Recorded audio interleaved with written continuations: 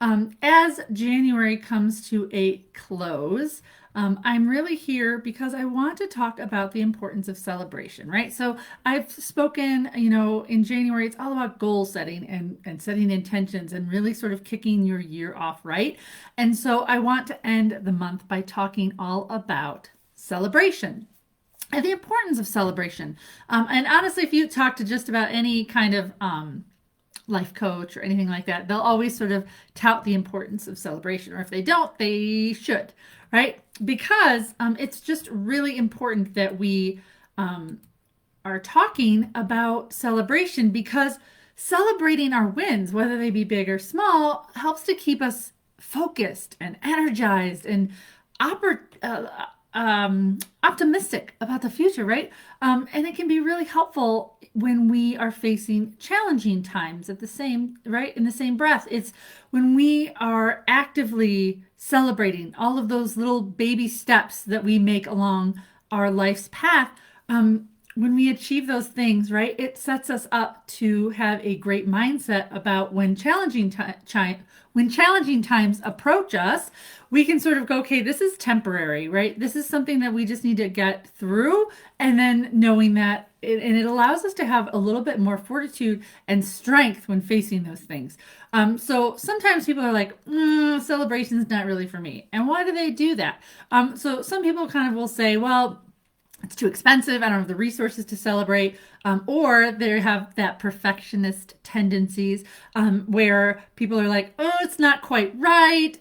Things aren't exactly the way they need to be. So I can't stop and celebrate until it's completely right. Or people will feel like, I don't want to be judged. I don't want to be looked at as conceited or arrogant, spoiled because I'm celebrating something.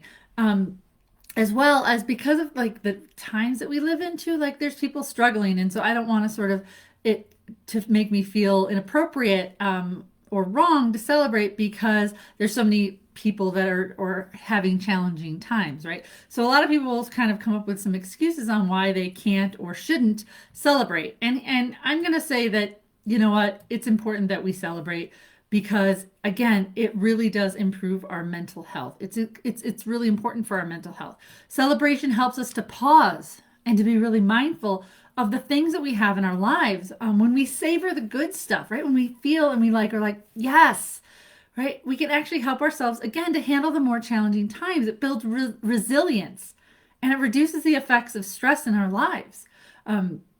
Scientifically, it's proven. When we celebrate something, our brain responds with a flurry of amazing, like endorphins and serotonin, oxytocin, dopamine. All of these things come flooding into our brain when we start to celebrate things. Our cortisol and stress related hormones start to go down in a response as well. So when we respond to the positive things in our lives and celebrate them instead of focusing on the negative things, it really does actually shift your chemical brain's makeup. So celebrating is really important for our mental health.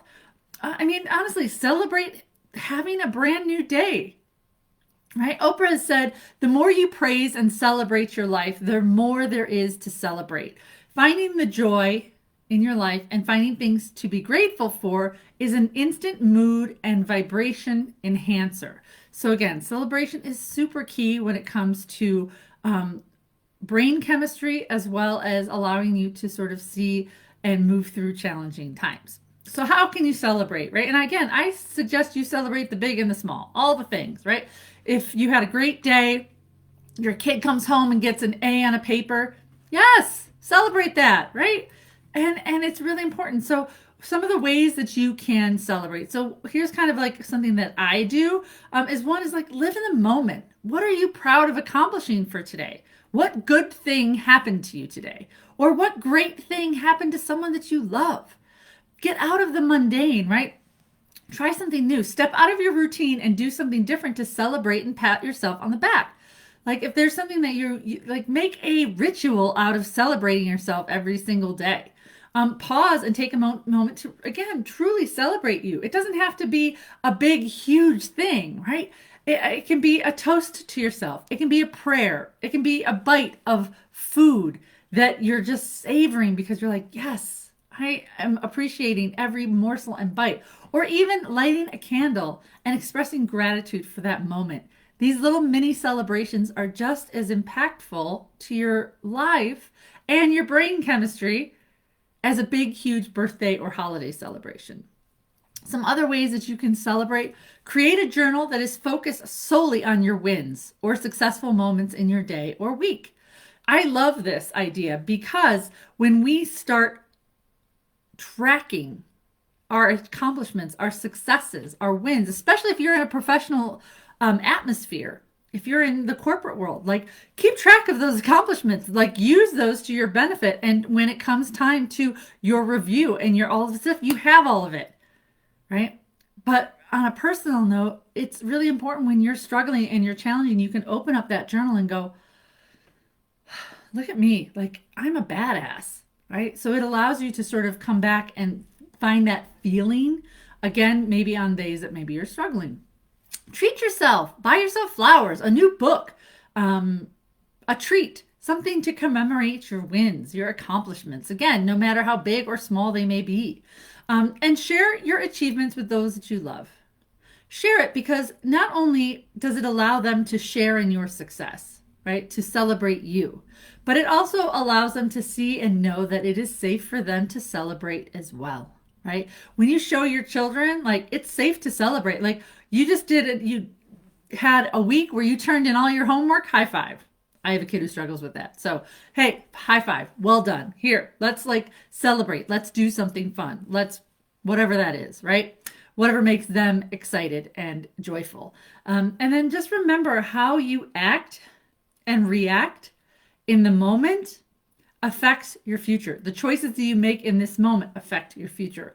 So the more you find joy in the small things and appreciate and celebrate them, the more of that you welcome in the future. The better you're able to handle challenging times. And you can find ways to actually handle stress and mental fatigue in a lot healthier way.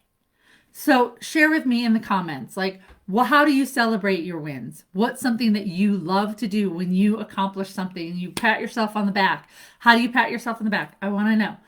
So I love having you here. Thank you so much for being with me today for Transformation Tuesday. I will see you guys all in February. I can't wait. And if you have not already signed up for my free Healing the Heart workshop, that is happening on the 16th of February. That evening, we are going to be diving in to ways that we can heal our heart, whether that be from grief, from a broken heart, from ways that we maybe aren't very kind to ourselves. So we're going to talk about all those things, how we can gain a little bit more self-confidence, be open to both giving and receiving more love in our life, and really reclaiming our power when it comes to the love that we want and expect in our lives. So that's happening. You can go to radiantlivinghlc.com/events to find out all the details, as well as I have a healing circle coming up at the end of the month as well, in February. So you can find all that details, same link, radiantlivinghlc.com/events.